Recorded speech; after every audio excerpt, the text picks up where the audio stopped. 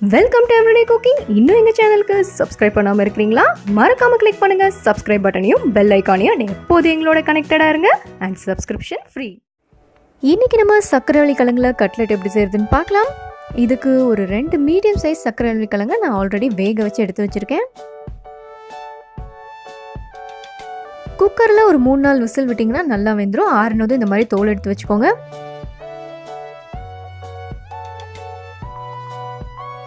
கிழங்கு ready. First இதை நல்லா மசிச்சுக்கலாம்.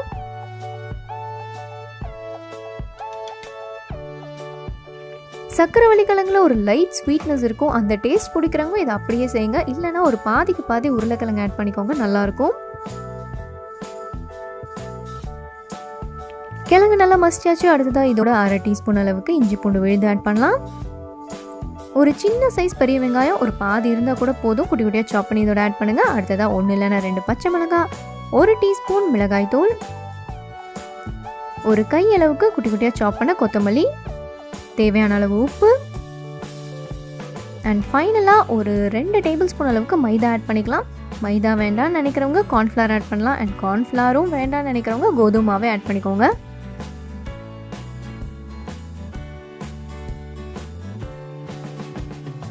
இது ரெடி. ஸோ அடுத்ததாக நம்ம கோட்டிங்காக மாவு ரெடி பண்ணணும். ஒரு 2 டேபிள் ஸ்பூன் அளவுக்கு மைதா நான் இங்கே எடுத்திருக்கேன். அந்த மைதா வேண்டாம்னு நினைக்கிறவங்க அகைன் இங்கேயும் கார்ன்ஃப்ளவர் இல்லைன்னா கோதுமை மாவு யூஸ் பண்ணிக்கலாம்.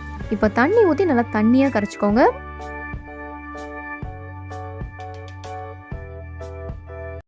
ஸோ கரைச்சாச்சு, இது ஒரு பக்கம் இருக்கட்டும். அடுத்ததாக நம்ம ரெடி பண்ணி வச்சுருக்கிற அந்த கிழங்கு மசாலாவை உருண்டை பிடிச்சிக்கலாம்.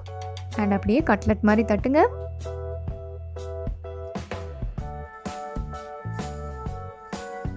நம்ம ரெடி பண்ணி வச்சுருக்க அந்த ஸ்லரியில் இதை டிப் பண்ண போகிறோம்.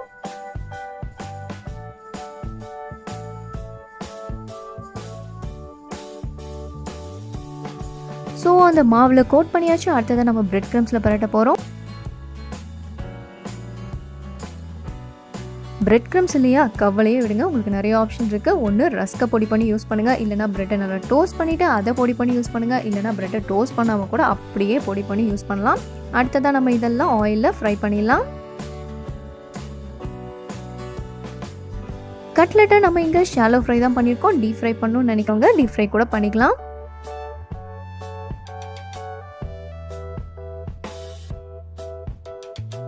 கொஞ்சம் பொறுமையாக சிம்லே குக் பண்ணிங்கன்னா நல்லா மொறுமொறுன்னு வரும் இந்த கட்லெட். 2 பக்கமும் நல்லா திருப்பி போடுங்க. கொஞ்சம் சிம்லே வச்சு கொஞ்சம் நேரம் எடுத்து குக் பண்ணுங்கள், நல்லா மொறுமொறுன்னு வரும். இதுவும் 2 பக்கமும் நல்லா மொறுமொறுன்னு வந்துருச்சு. வெளியெடுக்கலாம்.